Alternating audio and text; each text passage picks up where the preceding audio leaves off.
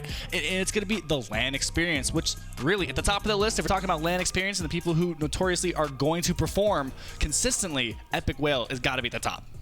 You're absolutely right, and so let's get into it. The game is going to go underway as we watch these teams separate themselves amongst the rest. The packs are there, and interestingly enough, you and I got a chance to talk about it. DJ and Sizlucky originally landing Brutal Bastion to the north side, opting to go somewhere else because Satam and Smicky qualified on through the Middle East qualifiers. It's one of those things that, of course, has an impact with last-minute qualifications like that. But now we're seeing some changes. I do see even more arrows heading towards that northern side of the map. So we'll have to pay close attention and see if we have some new contenders in Brutal Bastion, because that can cause some problems, not only for Satam and Smicky, but also Cease and Blake. So that was one of the things that we really noticed, right? Looking at the drop map coming into the competition, we saw, right? Triple contested POIs are nothing to be messed around with. When you want to switch up those drop spots at the last second, again, you don't have the preparation, you don't have the time or energy put into actually analyzing that loot path. So when it comes down to it, being contested versus just,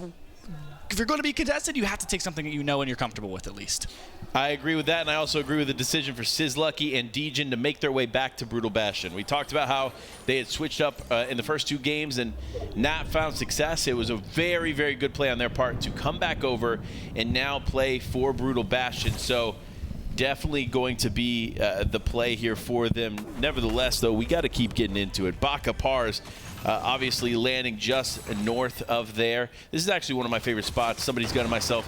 We've played from here quite some time in some of the events and found a lot of success, so I expect the same for them. But of course, Mega City, Epic Whale. The man doesn't leave this spot. Since its addition here in the last season, Epic Whale has found a home, and no matter what teammate he's playing with, whether it's Reet, Acorn, or others, he's landing here. Mega City is one of those POIs, right? It's very complicated. There's a lot of loot located here in this massive city, but it's kind of a maze. So if you're not familiar, you don't have that kind of experience off spawn here to find all the loot, all the chests, wherever they might be.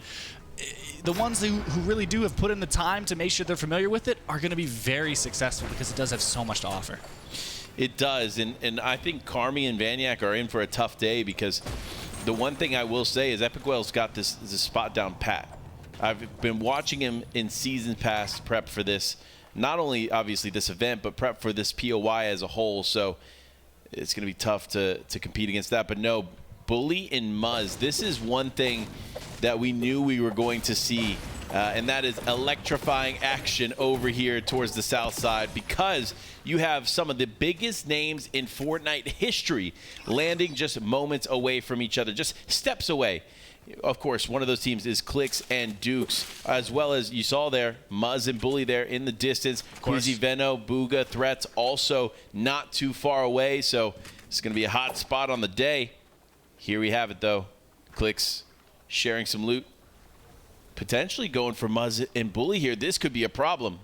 They have the natural elevation here to kind of look down over the POI, find some tags, and we see a lot of these teams opting to do that, right? Find that natural high ground and look over to try and find an opportunity for an elimination, especially here in the jungle. I mean, Shady Stilts, we've seen some players start to have a little bit of a scramble here down in the jungle in the mud, and that really just comes down to there's so many split drops here. There's a couple of POIs, but for the majority of the teams landing here are having to try to scavenge to find majority of their loot. They are, but you're also going to have to go up against scavengers like that Raptor there, so need to be careful of those things. But now Bevies and Pablo Wingu looking to get into the action that is Brutal Bastion. Smart play on their part to rotate forward. You and I actually speculated what teams might be trying to get involved in the brutal fights, and so to see Pablo Wingu and Bevies make their way over is not surprising, but Blake is prepared. You see the big shots coming out there early just to push Pablo off. And of course, Pablo Wingu, remember, and Bevies is not necessarily too high on the leaderboard. I believe they're in the bottom half, which is obviously definitely risky when you're going up against players like DJ and Sizlucky and Cease and Blake, who have found a little bit more success in the recent events. So for Blake and Cease, they're up there. In my opinion, Blake and Cease are a top 10 team to finish this entire tournament. So to challenge them is going to be rough, but as I say that, immediately it looks like Sizlucky might have been able to pick up some damage there from a distance, and that's what you want to see here in this fight. You also don't want to take too long, to be fair, but you do want to just kind of be patient, take some shots either way, and hope to stay alive in it. And we'll see that second zone present itself. It's going to pull north, so I'm sure we'll see plenty of shots being exchanged at Brutal Bastion for the time being. We talked about this POI being triple contested, and for the most part, there's enough loot and barrels located there, so they won't have to really invest too many of their own healing items. Just try and grab some extras laying around, but still something to be cautious about. But these jungle teams utilizing these temple rifts to go ahead and move on towards these better spots in the zone. Moo and Tax saw them just before the game started, checked in. I have to say, I love Moo's impression of the footsteps. Gotta be one of my favorite. That was honestly one of the funniest videos I've watched. I'm not even gonna lie. I was like, because it's funny, because we look at these and we have these preconceived notions of what things sound like in the game, right? Like the pistol, like, and he just goes, bang, bang, bang, bang, bang. Like, I'm like, okay, well, you know what? Maybe that's not quite how the pistol sounds, but we'll see how it goes. But now switching the focus over, of course, Cammy and Japko up at the top of the leaderboard going into this game. Big, big day for them. I think, in my opinion, Cammy is here to set himself apart. This is the first time we're watching a separation of duo between him and Seti. A brand new situation for him to be in, of course. He's doing so well so far, and I hope that he can maintain that consistency as he can make a very clear statement to not only the rest of the competition, but to the fans at home who are wondering, is Seti and Cammy only good as a duo? Hey, guess what? So far, Cammy's proven them otherwise. Expectations are high. I mean, who's the carry, right? Who's really the carry of the duo? Maybe we'll decide it today. We'll have to wait and see. But for the time being, Cammy and Japko atop the leaderboard. Bakarmi and Vanyak now looking over, finding 2 eliminations with a third party close by. That'll be Bully and Muzz. So they'll be able to find some time here with some distance to grab that extra loot. And here it is. You can see the ice cream cones, instant 200 HP, so they're immediately ready for any sort of a third party. Granted, this time they have plenty of space to breathe. So look to compose themselves, Bully and Muzz, like we mentioned.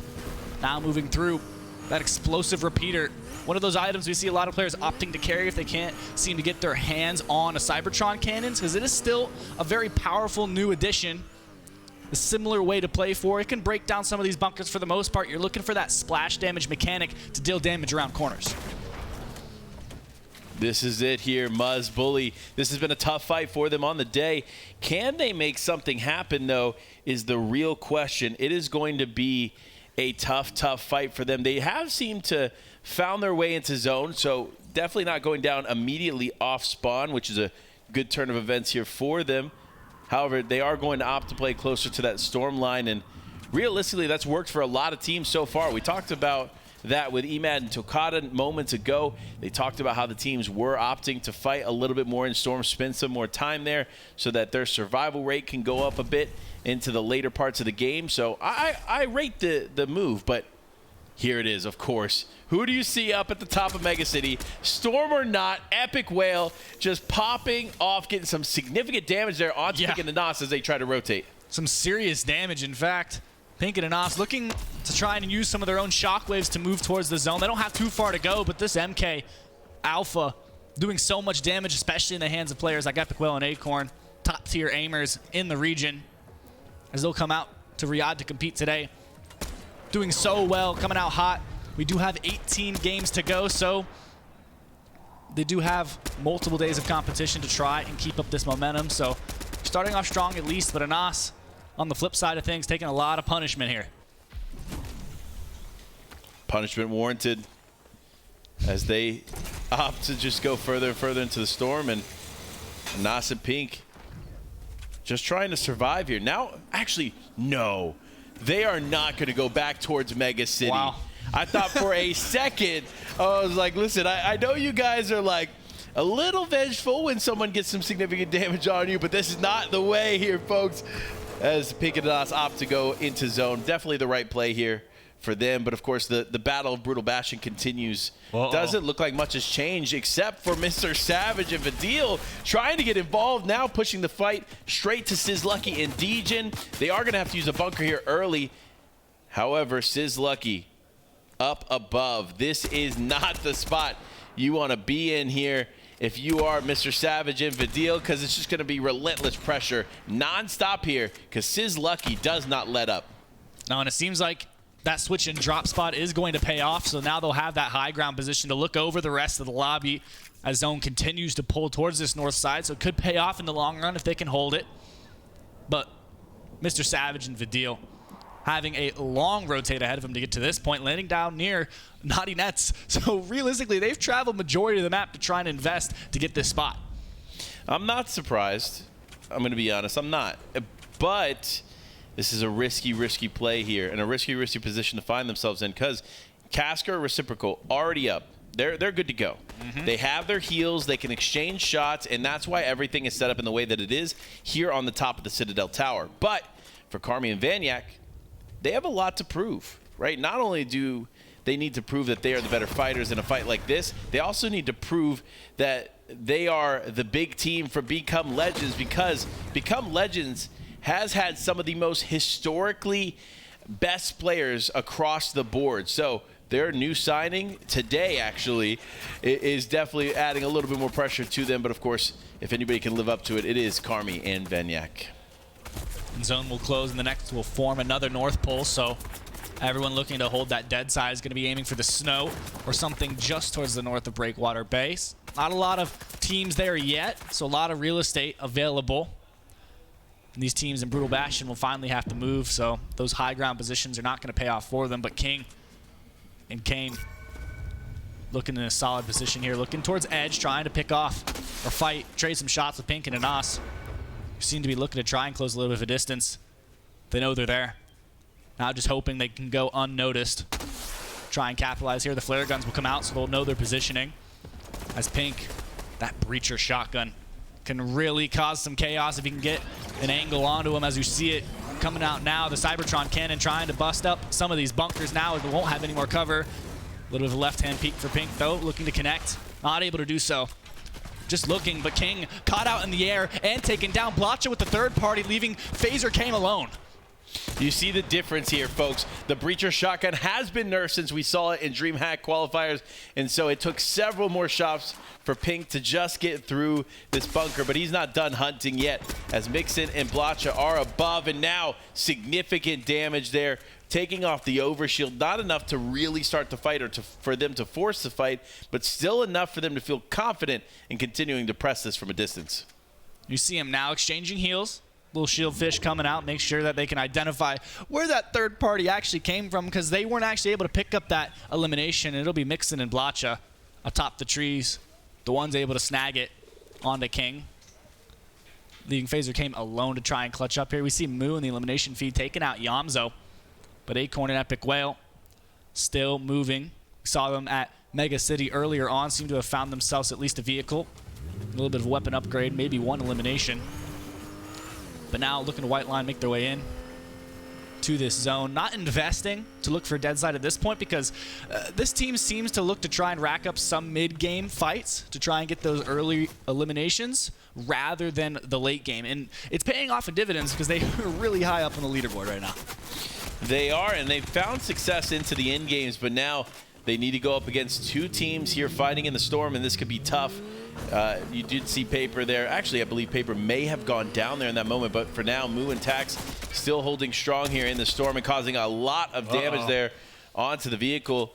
Needs to be careful as this continues on, though. There's other teams not too far away, but the storm is going to continue to close in as, of course, these flare guns continue to come out. Players getting marked, and it does look like Acorn and Epic Whale might force a fight here with Moo and Tax, but does look like they didn't feel as confident in it. Here we go, though.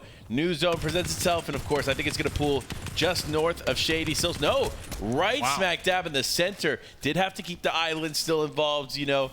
Great to see that, and I'm curious, who's up there on the house and the island? They're going to have an easy road to it. There are not really any teams in their path on the way into the next, but Acorn and Epic Whale seem to have not tasted anything but storm this entire game. Now popping the med kits.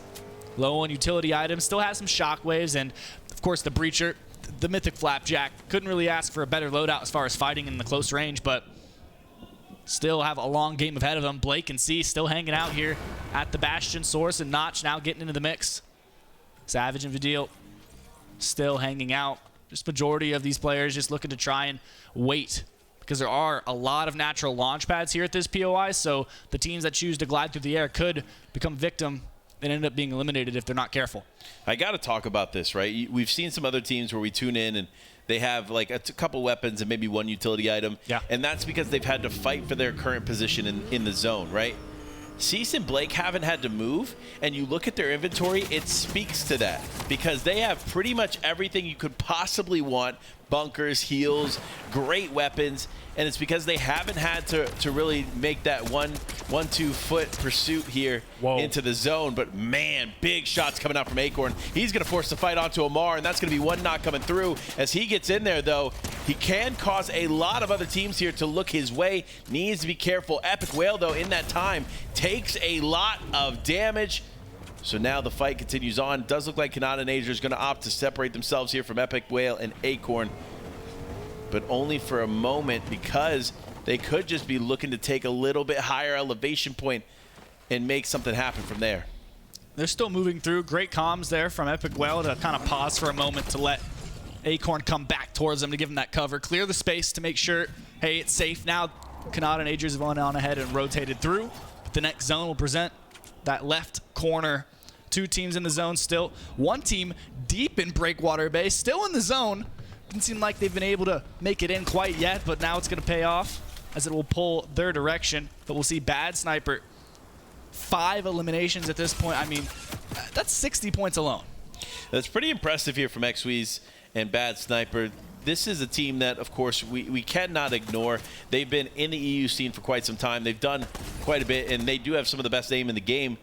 And to see them as a duo here competing with success is great. But when you're going up against players like Anas in pink here, you will end up getting caught out, as now Anas has a potential advantage there on the Suns. He does finish pink there, but Anas going to go for the Cybertron cannon. Big shot comes through onto Sun, and there it is. Wow. You just cannot challenge Anas in that way. Oh, it's so clean, so perfect, right? Anas just ADS, hits the shot, max damage, takes him out. That's the clutch they were looking for, so we'll have to look for the reboot. A little bit of time there, but zone's going to start to close and really start to deal some punishment. I mean, we see so many teams opting to stay in zone for a long time just because you could do so in zero build lobbies like this. It's not really a problem, but as you move into these later zones, it starts to do a little bit more damage, so you cannot do that as long. You have to make sure you find those spots now rather than playing edge zone. Find a vehicle just like Adrian and Kanata are doing and move towards center. Interestingly enough, and I do want to point this out, we just saw Satam and Smicky here in this point in the game, and it looks like they found some kind of game plan shift there at Brutal Bastion, and they stayed alive. Yeah. This is a huge change for them. We've obviously seen them losing to Cease and Blake there off spawn, but here in game number 3, that looks to be changing. As the zone continues to close, though, we do see some big names, heavy hitters still in this one. Does look like Tax is down. Dubs XF still in this one. Bad Sniper, though, trying to stay alive, using the med miss here to heal up as much as he can. Going to opt to grab so much damage, that legendary slurp juice, so definitely going to be worth it. As we see Paper go down in the feed. So much happening throughout the game, and this is going to be tough, especially for the teams that are going head-to-head against Carmi and Vanyak, as they have great positioning here on the hill. See a couple solos in the distance as well, and really the name of the game, if you lose your teammate, is just lie low. Yamzo getting taken out, one of the solos I just mentioned. Moo throwing those shockwaves in to try and force the teams away, but here it comes. The Cybertron cannon, the damage is dealt, the destruction is there, leaving the player low HP on the low ground. Carmi and Vanyak still so much punishment here. And again, we talked about it just a second ago, right? Here it is again. Anas just connecting those shots. Great awareness and no hesitation in that kind of a fight. And it's funny, like when you're in a position like that, obviously the only play you can make from the low ground is to try to force the fight up, but you just have to hit a significant shot as you come up. And unfortunately, Anas is always going to be quicker. He is just on it in those situations. And so great play there from him. And great play there from Vanyak as he cleans up Lacho. Wow, that is going to be huge. A little BL versus BL action there. Remember, Mixin was also picked up for Become Legend alongside Carmi and Vanyak. So definitely going to be an interesting finish there for them. But now Acorn and Epic Whale, significant shots there on to Riz Andy himself. Can he get back into the storm? Yes, he does there. The shockwaves continuing to play into their favor. Rest guard, though, just on the other side. This is a fight they definitely want, but they're cautious, waiting, just trying to take their time here with this one.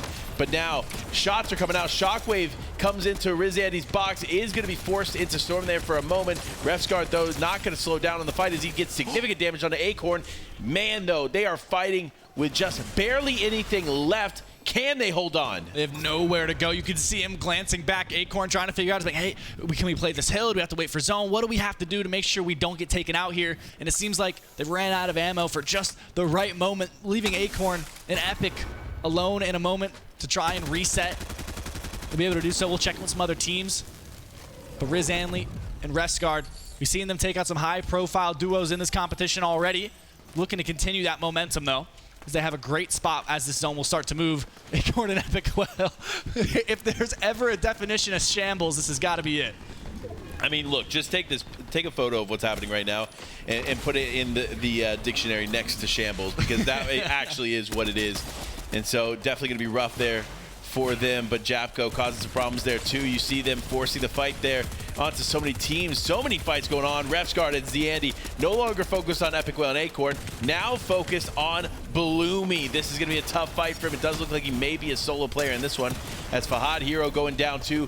Cammy Japko getting one, but that's going to be on to Smicky. Again, doing a good job and focusing on the teams they need to, and now unfortunate as Epic Well and Acorn are out of this one. But Refsguard, Z-Andy looking to finish strong, but no, Refsguard goes down. Vino in the tree, jumping down like a spider monkey, trying to clean up the duo, but Riz Andy looks to make something happen.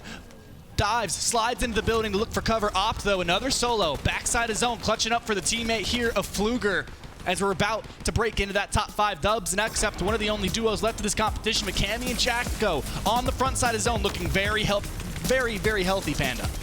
Looking healthy, but can they finish strong here as they pick up another one on the Vanyak? Now, though, the shots are coming in. Dubs and Accept are going to be out of this one quick. It is Queasy and Bendo. The tree plays. We talked about it in the qualifiers. Now we get to see it here live in the finals as they play from the tree. But no, that tree immediately getting caught out. Cammy and Japko not going to let that happen. But now, the 2v1. Can Z-Andy make a miracle play? No, as Cammy and Japko, not only the #1 spot going into that game, walk away with a sweet, sweet victory royale. Just looking to expand the lead. I mean, a textbook performance from them. They saved their utility. They took fights when they needed to get it back, and they executed with perfection. Cammy and Japko looking very strong as we go ahead and knock out our first half of games here on day #1. This is a great situation for them to be in. You already know it as well as I do. First half of the games, they want to be at least a somewhat significant lead above the rest, and that's what they're going to have. So great setup for them. And they're just talking. Look at how calm they are. So calm. They were in first place going into that game. They win that game, and they look at each other. It's like, yeah, it was pretty good. Yeah, we could have maybe done better, but you know, we're still here. We're hanging out. We're just gonna have some fun with it as these games continue on. But my man, 3 games down, 3 games to go on the day. We are very close here to getting to see what's going to happen and how this is going to finish. Remember, best 5 of 6 games on the day count. So obviously, Cammy doing so well so far in the first 3. So if there's ever reminiscent, I mean, it feels like that kind of a reaction. I've seen it before. Cammy and Seti, same way in past competitions. Cammy carrying that same kind of attitude here on the big stage with $2 million on the line to get the VR. I mean, these two came out explosive from game #1 and have not slowed down one bit. And I'm going to be honest with you. It was a bit surprising to see how strong they started, and to see them continue that makes me believe they are a strong contender here for the prize that is the $500,000 in first place. So much money on the line, but we got to dive into a quick break, so make sure to stay tuned.